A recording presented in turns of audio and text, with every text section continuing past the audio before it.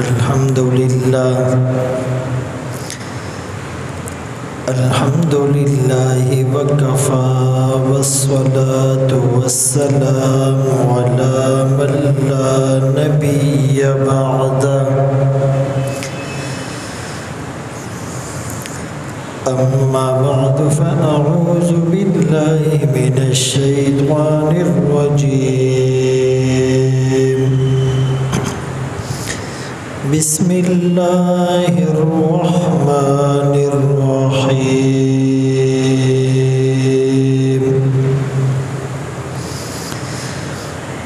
إن الله يأمر بالعدل والإحسان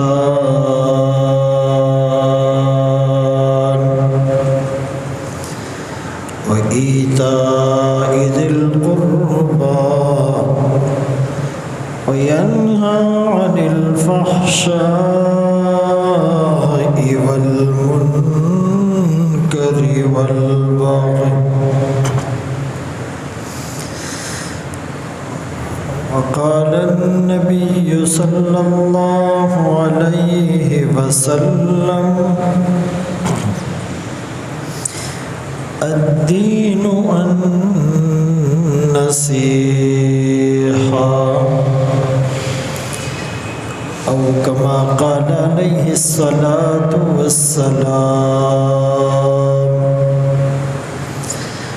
صدق الله مولانا العظيم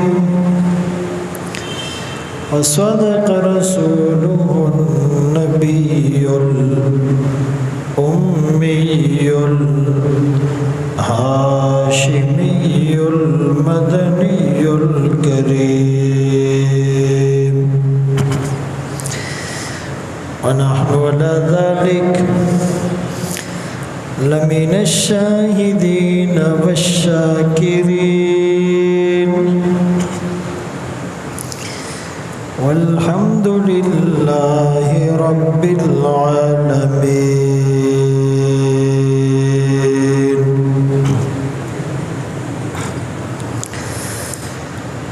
ثنا کو پتا پتا ہے خدایا دم بدم تیرا، زمین و آسماں تیرے یہ موجود و عدم تیرا، جو دنیا میں تیرا کھا کر شکوے کرے یا رب، تعجب ہے کہ اس پر بھی ہو لطف و کرم تیرا، جو تو میرا تو سب میرا، فلک میرا زمین میری، اور اگر تو نہیں میرا تو کوئی شے نہیں میری۔ واجب الاحترام عزیزان گرامی، آپ کے سامنے قرآن کریم فرقان مجید کی 14ویں پارے کی سورۃ النحل کی ایک آیت کریمہ تلاوت کی، اور سرکار دو عالم تاجدار مدینہ محمد مصطفیٰ احمد مجتبیٰ صلی اللہ علیہ وسلم کی حدیث مبارکہ پیش کی۔ یہ آیت کریمہ قرآن کی جامع ترین آیت ہے۔ اسی ایک آیت پر عمل کرنے کی وجہ سے یہ معاشرہ امن کا گہوارہ بن سکتا ہے، معاشرے کے جرائم اور کرائم ختم ہو سکتے ہیں، اور انسان اللہ کا محبوب اور اللہ کا پسندیدہ بن سکتا ہے۔ اسلام کی حقانیت، اسلام کا حسن، اسلام کی اہمیت اسی ایک آیت سے سمجھ میں آ جاتی ہے۔ اس میں اللہ کریم نے 3 کام کرنے کا حکم دیا اور 3 کاموں سے بچنے کا حکم دیا۔ پہلا کام، اللہ حکم دیتا ہے کہ عدل کرو۔ دوسرا کام، احسان کرو۔ تیسرا کام، رشتہ داروں کو دو۔ جن 3 چیزوں سے منع کیا، فحشاء بے حیائی والے کام، منکر اللہ کی نظر میں ناپسندیدہ کام، بغی ظلم اور سرکشی۔ اقسم بن سیفی رضی اللہ تعالیٰ عنہ صحابی رسول ہیں۔ ایمان لانے سے پہلے ان کو پتہ چلا کہ جی ایک نبی ہے، نبوت کا دعویٰ کرتا ہے، اس پر آسمان سے وحی نازل ہوتی ہے، اس پر قرآن کی شکل میں احکامات اترتے ہیں، جو اس کے پاس جاتا ہے گرویدہ بن جاتا ہے، اس کی بات دلوں پر اثر کرتی ہے، وہ بھائی چارے، مساوات، اخوت، ہمدردی کی تلقین کرتا ہے۔ تو اس نے اپنے 2 نمائندوں کو بھیجا کہ جا کر تحقیق کرو، معلومات کرو۔ وہ 2 قاصد آئے، رسول اللہ صلی اللہ علیہ وسلم سے ملاقات کی۔ آپ نے ان کے سامنے یہی آیت پڑھی۔ اس آیت کو سن کر، چونکہ وہ عربی دان تھے، سمجھتے تھے، وہ اتنے متاثر ہوئے کہ واپس آ کر اقسم بن سیفی سے کہنے لگے کہ اس نے ہمیں اس آیت کا حکم دیا، اس کی تعلیم دی، وہ سچا نبی ہے، حسب نسب کے اعتبار سے بھی بہت اعلیٰ ہیں، کردار اور گفتار میں بھی بہت اعلیٰ ہے۔ چنانچہ ہم ایمان لے آئیں اور ایمان لانے میں سبقت لے جائیں۔ چنانچہ ایک روایت کے مطابق اقسم بن سیفی نے آ کر اپنی قوم سمیت ایمان قبول کیا، اور دوسری روایت کے مطابق راستے ہی میں ایمان کی حالت میں انتقال ہوا۔ اسی آیت کے بارے میں عبداللہ ابن مسعود رضی اللہ تعالیٰ عنہ فرماتے ہیں، جو صحابہ میں سب سے بڑے فقیہ ہیں، افقہ الصحابہ، وہ ابن مسعود، کہ جب وہ ایک درخت پر چڑھے اور ہوا کی وجہ سے ان کا کرتا اوپر کو اڑ گیا اور ان کی پنڈلیاں نظر آنے لگی، چونکہ وہ بہت پتلی اور باریک تھی، تو کچھ صحابہ ہنسنے لگے۔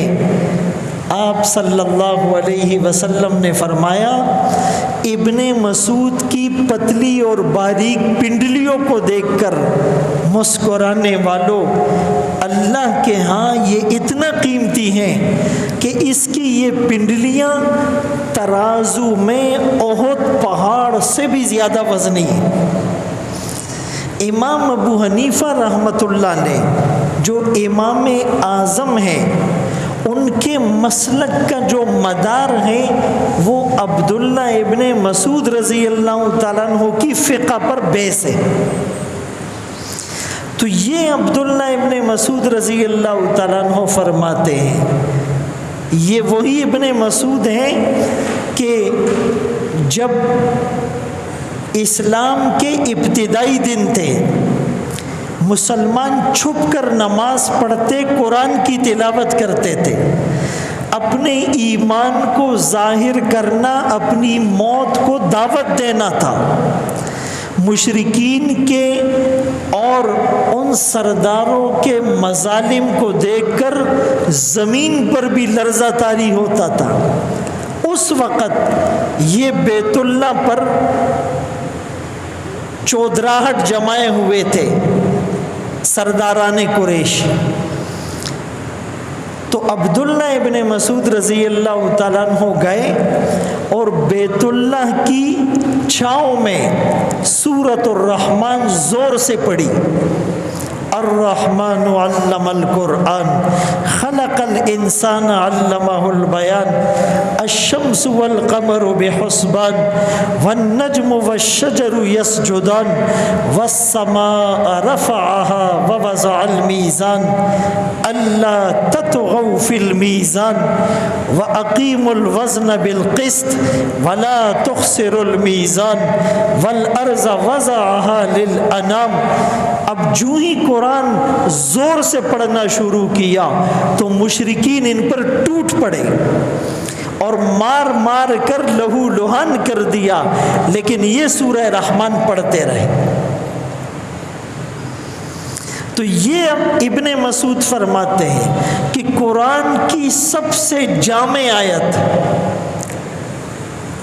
وہ یہی آیت ہے، ان اللہ یأمر بالعدل والاحسان وایتاء ذی القربى وینہی عن الفحشاء والمنکر والبغی۔ عثمان ابن مظعون رضی اللہ تعالیٰ عنہ صحابی رسول ہیں، اس آیت کو سن کر ایمان لائے اور فرمایا استقر الایمان فی قلبی وَأَحْبَبْتُ مُحَمَّدًا صلی اللہ علیہ وسلم۔ اس آیت کو سن کر ایمان میرے دل میں قرار پکڑ گیا، جم گیا، راسخ ہو گیا، پختہ ہو گیا، پائیدار ہو گیا، مستقل ہو گیا، ٹھہر گیا، ایسا رسوخ آ گیا کہ اب میں محمد عربی صلی اللہ علیہ وسلم سے محبت کرنے لگا۔ تو یہ عدل کیا ہے، اب اس کو سمجھتے ہیں۔ اللہ حکم دیتا ہے عدل کا اور احسان کا۔ عموماً لوگ ان دونوں کو ایک ہی سمجھ بیٹھتے ہیں، عدل اور انصاف سے کام لو، عدل اور احسان سے کام لو، لیکن اس میں فرق ہے۔ عدل کہتے ہیں کہ برابر سرابر بدلہ دینا، کسی نے تھوڑا اچھا کیا آپ نے بھی تھوڑا اچھا کیا، کسی نے تھوڑا ظلم کیا آپ نے بھی تھوڑا ظلم کیا، کسی نے تھوڑی حق تلفی کی آپ نے بھی تھوڑی حق تلفی کی، بچے نے چھوٹی غلطی کی آپ نے سزا بھی چھوٹی دی، یہ عدل ہے، برابر سرابر۔ اور احسان یہ ہے کہ آپ نے اس کو زیادہ بدلہ دیا، اس نے تھوڑی نیکی کی آپ نے زیادہ صلہ دیا، اس نے تھوڑا اچھا کیا آپ نے زیادہ اچھا کیا۔ وہ ایک دفعہ مصیبت میں آپ کے کام آیا آپ بار بار اس کے کام آنے لگے، اس نے ایک دفعہ آپ کو ہدیہ دیا آپ بار بار اس کو ہدیے دینے لگے، اس کو احسان کہتے ہیں۔ اسی عدل کا حکم اللہ نے قرآن میں دیا، کونو قوامین بالقسط، انصاف پر کھڑے ہو جاؤ، واقیموا الوزن بالقسط، انصاف کے ساتھ وزن کرو، اعدلوا هو اقرب للتقوی، عدل سے کام لو، یہی تقوی کے زیادہ قریب ہے۔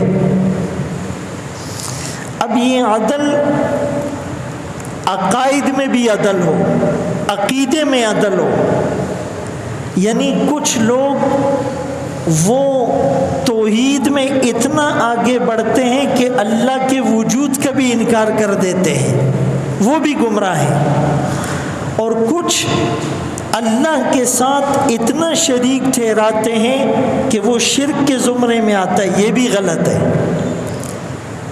اللہ کو ماننا بھی ہے اور اس کی ذات اور صفات میں کسی کو شریک بھی نہیں ٹھہرانا، یہ عقیدے کے اندر عدل ہے۔ یا مثال کے طور پر ایک آدمی کا عقیدہ یہ کہ میں جتنے بھی گناہ کروں گا بخشا جاؤں گا، اپنے گناہوں پر بالکل مطمئن ہے، یہ بھی غلط ہے۔ اور دوسرے کا عقیدہ یہ کہ گناہ کرنے والا جنت میں جا ہی نہیں سکتا، اتنا مایوس ہو چکا ہے، یہ بھی غلط ہے۔ الایمان بین الخوف والرجاء، ایمان امید اور خوف کی درمیانی کیفیت کا نام ہے۔ کبھی اپنے گناہوں سے اتنا ڈرے کہ پتہ نہیں میرا کیا بنے گا، اور کبھی اللہ کی رحمت کی ایسی امید لگ جائے کہ دل مطمئن ہو۔ حضرت عمر رضی اللہ تعالیٰ عنہ کے بارے میں آتا ہے، فرمایا کہ اگر قیامت کے دن اعلان ہو جائے کہ سارے انسان جہنم میں جائیں گے، صرف ایک آدمی جنت میں جائے گا، تو اللہ کی رحمت سے اتنا پر امید ہوں کہ وہ ایک آدمی میں ہوں گا۔ اور دوسری طرف خوف کا عالم یہ تھا کہ اگر یہ اعلان ہو جائے کہ ساری دنیا جنت میں جائے، ایک آدمی جہنم میں جائے گا، تو مجھے ڈر ہے کہیں وہ ایک آدمی میں نہ ہو۔ تو عقیدے کے اندر بھی عدل ہو، افراط اور تفریط سے بچا جائے۔ یا عمل میں افراط اور تفریط سے بچنا، ایک آدمی اپنے بیوی بچوں میں اتنا مگن ہو گیا کہ فرائض بھی چھوٹ گئے، واجبات سے بھی غافل ہو گیا، نماز بھی ٹائم پہ نہیں پڑھتا، بس وہ بیوی بچوں میں لگا ہوا تھا، ٹائم نکل گیا، نماز قضا ہو گئی، تبلیغ پر نہیں جا سکتا، تعلیم اور دینی علم حاصل کرنے کی فرصت نہیں، بیوی بچوں میں اتنا مگن ہو جانا کہ فرائض اور واجبات کو ترک کر دے، یہ بھی غلط ہے۔ اور دوسری طرف فرائض اور واجبات اور دین میں ایسا لگ جانا کہ بیوی بچوں کا خیال نہ رہے، یہ بھی غلط ہے۔ اسلام میں رہبانیت نہیں ہے، لا رہبانیت فی الاسلام، کہ ایک آدمی جنگل میں چلا جائے اور جھونپڑی بنا لے کہ بس میں تو اللہ اللہ کروں گا، بیوی کس حال میں ہے، بچوں کا کیا ہوگا، رشتہ داروں سے کوئی تعلق نہیں، بس اپنی آخرت بنانے کے چکر میں ہے، یہ بھی اسلام میں جائز نہیں ہے۔ تو عقیدے کے اندر بھی عدل ہو، عمل کے اندر بھی عدل ہو، معاملات کے اندر بھی عدل ہو۔ معاملات میں عدل، قرآن کریم میں 15ویں پارے میں سورہ اسراء میں ایک آیت ہے، وَلَا تَجْعَلْ يَدَكَ مَغْلُولَةً إِلَىٰ عُنُقِكَ، اپنے ہاتھوں کو یوں گردن پر نہ باندھو کہ جیب میں ہاتھ جائے ہی نہیں، وَلَا تَبْسُطْهَا كُلَّ الْبَسْطِ، اور بالکل پھیلاؤ بھی نہیں کہ جو جیب میں ہے سب خرچ کر دیا۔ اتنے کنجوس بھی نہ بنو کہ جیب میں ہاتھ ہی نہ جائے، اور اتنے سخی بھی نہ بنو کہ سارا دے دو اور خود پھر محتاج بن کر بیٹھ جاؤ۔ اقتصاد اور میانہ روی. اسی لیے یہ معاملات میں عدل ہے.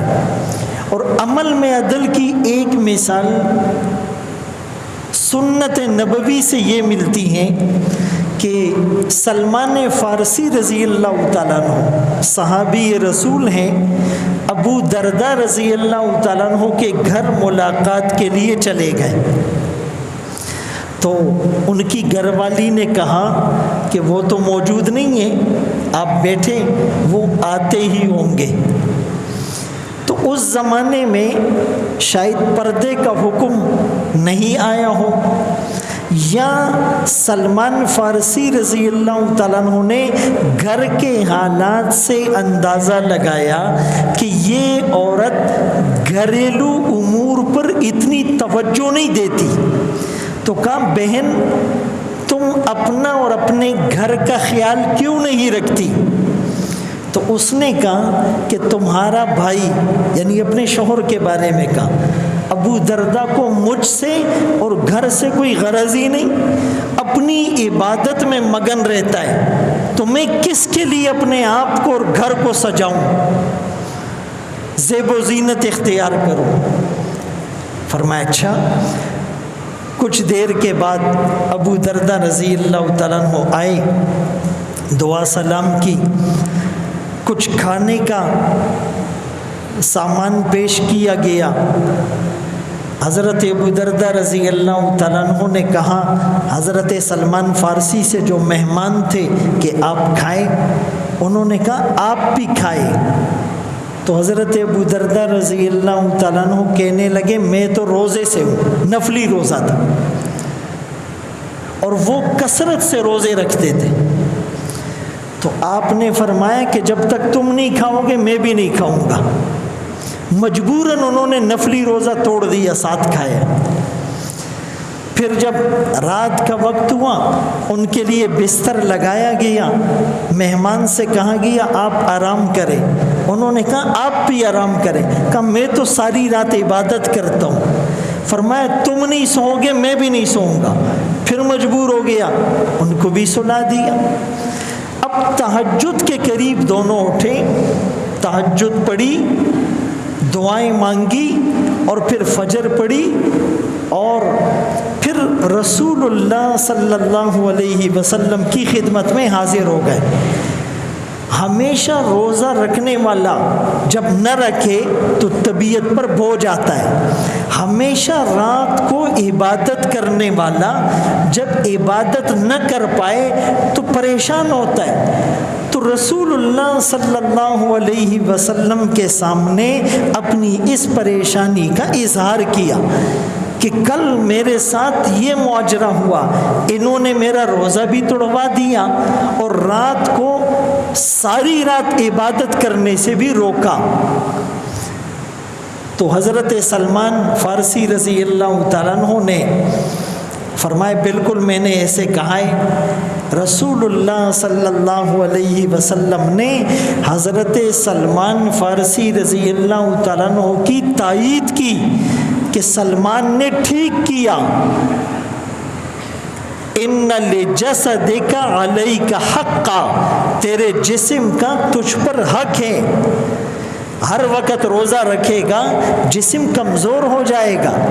وَإِنَّ لِأَهْلِكَ عَلَيْكَ حَقًّا، تیرے گھر والوں کا تجھ پر حق ہے. ان کے ساتھ کھانا پینا، ان کے ساتھ ہاتھ بٹانا، ان کے ساتھ گپ شپ لگانا، ان کے ساتھ ہنسی خوشی کی باتیں کرنا، یہ حق ہے ان کا. وَإِنَّ لِزَوْرِكَ عَلَيْكَ حَقًّا، اور تیرے پڑوسی کا یا تیرے مہمان کا جو تیرے پاس چل کر آئے تجھ پر حق ہے. اسے کھلا رہے خود تو نہیں کھائے، اس کو اچھا نہیں لگے گا. تو آپ صلی اللہ علیہ وسلم نے فرمایا کہ ان لربک علیک حقا وان لاہلک علیک حقا وان لنفسک علیک حقا وان لزورک علیک حقا.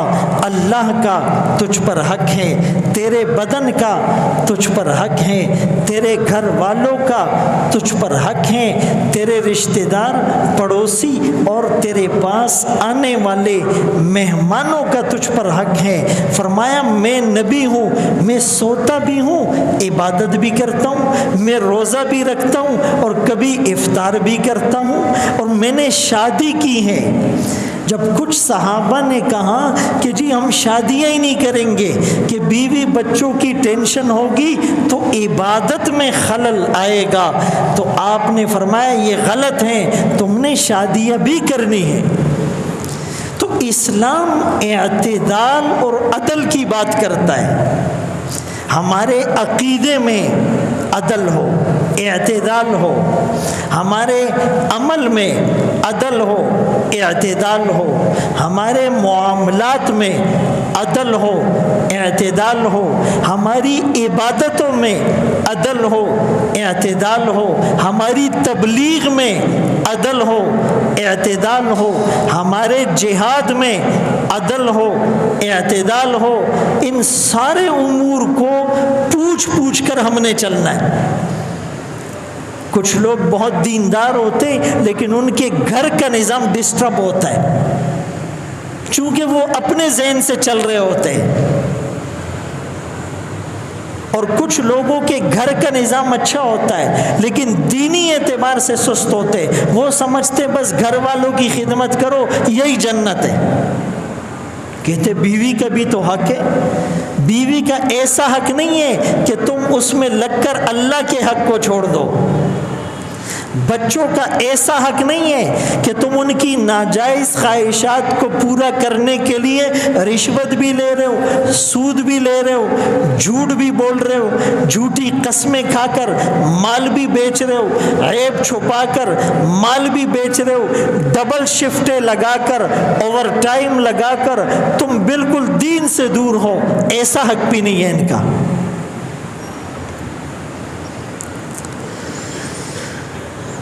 تو خلاصہ یہ کہ عدل کرو اپنے اور اپنے رب کے درمیان۔ اس کا کیا مطلب؟ اس کی عبادت کرو، اس کے ساتھ کسی کو شریک نہ ٹھہراؤ۔ آپ ایک غلام خریدتے ہیں اپنے پیسوں سے، اپنے خون پسینے کی کمائی سے، آپ اس کو کپڑا پہناتے، آپ اس کو کھانا کھلاتے، آپ اس کو رہنے کے لیے گھر دیتے ہیں، آپ اس کا علاج کرتے ہیں، آپ اس کی ضروریات پوری کرتے ہیں، اور وہ محنت کر کے پیسے کما کر کسی اور کو دے، آپ کو کتنا برا لگے گا؟ آپ کہیں گے تو نمک حرام ہے، کھلایا میں نے، پلایا میں نے، پہنایا میں نے، علاج میں نے کیا، گھر کی چھت میں نے فراہم کی، اور خدمت اس کی کر رہے ہیں۔ اللہ بھی کہتے ہیں پیدا میں نے کیا، کھلایا میں نے، پلایا میں نے، پہنایا میں نے، سلایا میں نے، جگایا میں نے، رہنے کے لیے چھت میں نے دی، مال میں نے دیا، اولاد میں نے دی، صحت میں نے دی، آنکھیں میں نے دی، کان میں نے دیے، زبان میں نے دی، ناک میں نے دی، دانت میں نے دیے، ہاتھ پکڑنے کو میں نے دیے، پاؤں چلنے کو میں نے دیے، دل دماغ سوچنے کو میں نے دیا، عزت میں نے دی، اور تو عبادت اور پوجا کسی اور کی کرتا ہے۔ اسی طرح اپنے اور اپنے نفس کے درمیان بھی عدل، اس کو کھلانا بھی ہے لیکن کھلا کھلا کر اتنا موٹا نہ کرو کہ چلنا بھی مشکل ہو جائے۔ اس پر صابن اور کریمیں اور شیمپو اور عطر اور باڈی لوشن اور فریگرنس اتنا نہ لگاؤ کہ بس ہلکی سی دھوپ بھی برداشت نہ کر سکو، انصاف کے ساتھ۔ اور ایسا بھی نہیں ہے کہ اپنا زخم ہو گیا اس کا علاج ہی نہیں کرا رہے، حضرت صاحب یہ بھی غلط ہے۔ اپنے اور مخلوق کے درمیان بھی عدل کرو، کس کا مجھ پر کیا حق ہے وہ میں ادا کر رہا ہوں یا نہیں ہوں۔ محمد ابن کعب فرماتے ہیں کہ عمر بن عبدالعزیز رحمۃ اللہ علیہ نے مجھ سے سوال کیا کہ عدل کیا ہے؟ فرمایا چھوٹوں کے لیے باپ بن جاؤ، بڑوں کے لیے بیٹا بن جاؤں، ہمسر اور برابر کے لیے بھائی بن جاؤں، اپنی عورتوں کے ساتھ اچھا معاملہ کرو اور مجرموں کو جرم کے مطابق سزا دو، زیادہ نہیں دو۔ کتنی اچھی بات، ہر چھوٹے کے لیے ہم باپ بن جائیں، ہر بڑے کے لیے ہم بیٹا بن جائیں، ہر برابر کے لیے ہم بھائی بن جائیں، عورتوں کے ساتھ ہمارا رویہ اچھا ہو اور مجرموں کو جرم کی مطابق سزا دے، یہ عدل ہے۔ اللہ اکبر کبیرہ۔ حضرت علی رضی اللہ تعالیٰ عنہ کی زرہ گم ہو گئی، امیر المومنین ہے، پتہ چلا وہ یہودی کے پاس ہے۔ آپ نے کہا یہ زرہ میری ہے، اس نے کہا میری ہے۔ فیصلہ قاضی کے پاس گیا، قاضی نے حضرت علی رضی اللہ تعالیٰ عنہ کو کہا آپ کے پاس گواہ ہیں؟ فرمایا ہاں میرا غلام گواہ ہے۔ فرمایا یہ تو آپ کا غلام ہے، کوئی اور گواہ ہو نیوٹرل آدمی تو بات بنے گی۔ امیر المومنین کو کہا جا رہا ہے، ہمارے ہاں جو نظام ہے بولا جج مستثنی ہے، منسٹر مستثنی ہے، پرائم منسٹر مستثنی ہے، پریزیڈنٹ مستثنی ہے، ان کو عدالت نہیں بلا سکتی۔ اسلام میں ایسی کوئی کہانی نہیں ہے، اسلام میں کوئی مستثنی نہیں ہے، پیش ہونا پڑے گا، جواب دینا پڑے گا۔ حضرت عمر رضی اللہ تعالیٰ عنہ خطبہ پڑھ رہے ہیں اور ایک آدمی کھڑے ہو کر کہتا ہے سب کو اتنا اتنا کپڑا ملا تھا، آپ کا قد لمبا ہے، آپ کا یہ سوٹ کیسے بنا؟ جواب دیا جی میرے بیٹے نے اپنے حصے کا کپڑا بھی مجھے دے دیا تو ملا کے بنا لیا۔ بھائی ان بچوں کو کوئی کنٹرول کرے، کوئی ساتھی اوپر جائے۔ تو کہنے کا مقصد یہ کہ حضرت علی رضی اللہ تعالیٰ عنہ کو عدالت میں بلا کر قاضی پوچھ رہا ہے، کہا جی گواہ غلام ہے، فرمایا اس کی بات معتبر نہیں ہے۔ بہرحال وہ زرہ یہودی کے حق میں فیصلہ کر دیا گیا۔ اب کیا ہوا؟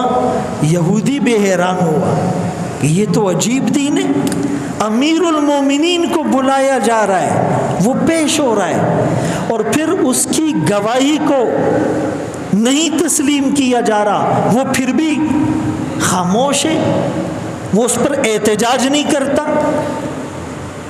تو دلائل کی روح سے زرہ مجھے دے دی گئی ہے تو میری نہیں۔ بہرحال وہ متاثر ہوا اور مسلمان ہو گیا اور کہا کہ یہ زرہ حضرت علی کی ہے، واپس دے دی۔ حضرت علی رضی اللہ تعالیٰ عنہ فرمانے لگے تو مسلمان ہوا، اس خوشی میں میں یہ دوبارہ تجھے تحفہ دے رہا ہوں۔ یہ اسلام تھا کہ لوگ فوج در فوج اس میں داخل ہو رہے تھے۔ میرے اور آپ کے اسلام کو دیکھ کر لوگ ایگزٹ کا راستہ اختیار کر رہے ہیں، جو مسلمان تھے وہ بھی باہر جا رہے ہیں، اور کیا آئیں گے؟ قتیبہ بن مسلم،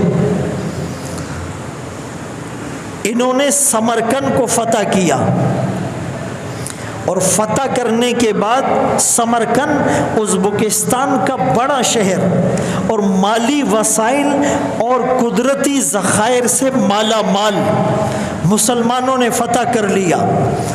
تو وہاں کے جو عیسائی تھے ان کے پادریوں نے مشورہ کیا کہ قتیبہ بن مسلم نے ہمارے شہر پر حملہ کیا، حملہ کرنے سے پہلے اطلاع نہیں دی، حملہ کرنے سے پہلے ہمیں اسلام کی دعوت نہیں دی۔ تو یہ شکایت لے کر مسلمانوں کے امیر المومنین کے پاس چلے گئے کہ اسلام کا حکم ہے پہلے انہیں اسلام کی دعوت دو، وہ ایمان قبول نہ کرے تو ان پر جزیہ رکھو، وہ ٹیکس اور جزیے سے بھی انکار کرے تو تلوار سے لڑو۔ تو انہوں نے ہمیں دعوت ہی نہیں دی، انہوں نے ٹیکس کی بات اور آپشن ہی نہیں رکھا، ڈائریکٹ حملہ کر دیا، ہمیں پتہ ہی نہیں چلا۔ قتیبہ بن مسلم کو بلایا گیا، آپ صفائی پیش کرے، کہنے لگے اگر میں پہلے سے ان کو بتاتا حملہ کر رہا ہوں، یہ تیاری کرتے، یہ بیدار ہو جاتے اور اس شہر کو فتح کرنا مشکل ہوتا۔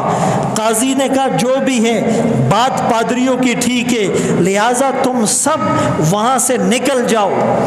تاریخ نے وہ منظر بھی دیکھا کہ قتیبہ بن مسلم کے حکم پر ہزاروں مسلمانوں کا لشکر اس علاقے سے نکل رہا ہے جہاں پر زخمی کرا کر فتح حاصل کی، اپنے دوستوں کو شہید کروا کر فتح حاصل کی۔ اتنے معدنی ذخائر اور قدرتی وسائل اور مال غنیمت ملنے کے بعد ایک حکم پر سب کو چھوڑ کر واپس جانا، یہ بڑا عجیب منظر تھا۔ بہرحال اپنی فوجوں کو لے کر سب نکل گئے۔ عیسائی پادری اور عیسائی عوام بھی حیران اور پریشان رہ گئی۔ 2-3 دن مشورے کر کے سوچنے لگے کہ ایسے مسلمان، ایسے حکمران، ایسا عدل و انصاف ہمیں اور کون دے سکتا ہے؟ لہٰذا پھر مشورہ کر کے اپنے ہاتھوں سے اپنی چابیاں مسلمانوں کے حوالے کی۔ تو سمرقند 2 دفعہ فتح ہوا، ایک دفعہ لڑ کر اور دوسری دفعہ خود تسلیم ہو گئے۔ لوگ کہتے ہیں نا اسلام تلوار سے پھیلا ہے، اسلام اخلاق کی تلوار سے پھیلا ہے، تلوار سے بھی پھیلا ہے۔ جو بات نہیں مانتا، جو مزاحمت کرتا ہے، جو ریزسٹنس کرتا ہے، جو سازشیں کرتا ہے، ان کا کلام کما کرنے کے لیے تلوار کا استعمال بھی سنت نبوی ہے۔ لیکن لوگ جو جوگ در جوگ اسلام میں داخل ہوئے، اخلاق دیکھ کر، کردار دیکھ کر، گفتار دیکھ کر، معاملات دیکھ کر، دیانت دیکھ کر، عدل و انصاف دیکھ کر، احسان اور مروت دیکھ کر، صلہ رحمی دیکھ کر، بھائی چارہ دیکھ کر، اخوت اور مساوات دیکھ کر، لمبے لمبے قیام دیکھ کر، لمبے لمبے رکوع دیکھ کر، سجدوں کی حالت میں رونے تڑپنے اور مچلنے کو دیکھ کر، فتح کرنے کے بعد بھی جھکی ہوئی گردن اور بہتے ہوئے آنسو اور عاجزی کے پیکر بن کر، یہ ساری چیزیں انہوں نے دیکھی۔ مکہ فتح ہو گیا، اب سارے مشرک وہ گھروں میں، عورتیں بھی پریشان ہیں۔ بھائی جب کسی علاقے کو فتح کیا جاتا ہے تو عزت نیلام ہوتی ہے اور کھوپڑیوں کے مینار بن جاتے ہیں اور گھروں کو منہدم کیا جاتا ہے اور سارا نظام تباہ کر دیا جاتا ہے۔ اب ہمارے ساتھ بھی ایسا ہونے والا ہے۔ ہم نے تو ان کو گالیاں دی تھی، ہم نے تو ان کو پتھر مارے تھے، ہم نے تو ان کے خلاف سازشیں کی تھی، ہم نے تو ان کے بچوں کو بھوکا رکھا تھا، ہم نے تو ان کی عورتوں کے حمل ضائع کیے تھے، ہم نے تو انہیں پتے چبانے پر مجبور کیا تھا، ہم نے تو ان کی نمازوں کو ڈسٹرب کیا تھا، ہم نے تو ان کے خدا کو برا بھلا کہا تھا۔ آج ہماری خیر نہیں، سب انتظار میں ہے۔ دن گزر گیا، کچھ ہلچل نہیں ہوئی، رات ہو گئی، آدھی رات ہو گئی، کچھ نہیں ہوا۔ انہوں نے کہا باہر جا کر دیکھو تو صحیح وہ کیا کر رہے ہیں، تلواریں تیز کر رہے ہیں، نیزے جمع کر رہے ہیں یا حملہ کرنے کی پلاننگ کر رہے ہیں۔ جب چھپ کر دیکھا تو کوئی بیت اللہ کی چھاؤں میں قیام میں رو رہا ہے، کوئی رکوع میں رو رہا ہے، کوئی سجدے میں چیخے اور دھاڑے مار مار کر رو رہا ہے۔ سب کی آنکھوں سے آنسو جاری ہیں، چہرے پر اطمینان ہے، گردنیں جھکی ہوئی ہیں۔ میرے دوستو، اعلان یہ ہوتا ہے کہ اسلام کا سب سے بڑا دشمن اس وقت جو ابو سفیان کے گھر میں گیا اس کو پناہ ملی، جو بیت اللہ میں آیا اس کو پناہ ملی، جس نے اپنے گھر کا دروازہ بند کیا اس کو پناہ ملی۔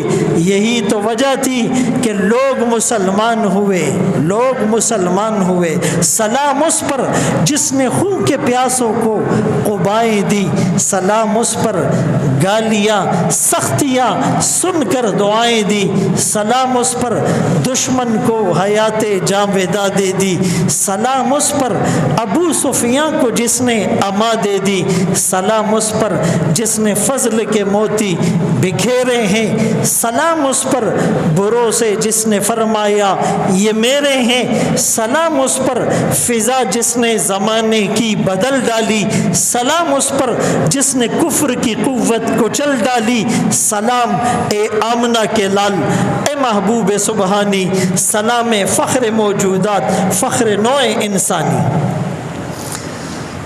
بنو مخزوم کے قبیلے کی ایک عورت جس کا نام فاطمہ ہے چوری کرتی ہے، چوری ثابت ہو جاتی ہے، حکم صادر ہو جاتا ہے، چوری کی ہے ہاتھ کاٹ دیا جائے۔ کچھ لوگ آقا کے پاس سفارش لے کر آئے، یہ بڑا خاندان ہے، بڑے خاندان کی عورت ہے، اگر اس کا ہاتھ کٹے گا انسلٹ ہو جائے گی، بے عزتی ہو جائے گی، لہٰذا کوئی تخفیف ہو جائے، کوئی ترمیم ہو جائے، کوئی لچک دکھا دی جائے، کوئی پیسے لے کر معاملہ رفع دفع کر دیا جائے۔ رسول اللہ صلی اللہ علیہ وسلم کے چہرے کا رنگ متغیر ہو گیا، آپ ناراض ہوئے، آپ غضبناک ہوئے، آپ نے فرمایا تم اللہ کے حدود کے بارے میں مجھ سے سفارش کرتے ہو، خدا کی قسم اگر یہ فاطمہ بنت محمد ہوتی اس کا بھی ہاتھ کاٹا جاتا۔ اسلام تو عدل کی بات کرتا ہے، اللہ کا ایک نام بھی عادل ہے، رسول اللہ صلی اللہ علیہ وسلم کا ایک نام بھی عادل ہے۔ میرے محترم دوستوں، بھائیوں، بزرگوں، ہم عدل اور احسان کا مظاہرہ کریں اپنے عقیدے میں، اپنے اعمال میں، اپنے معاملات میں۔ اللہ تعالیٰ ہم سب کو ان باتوں پر عمل کی توفیق نصیب فرمائے۔ وآخر دعوانا الحمد للہ۔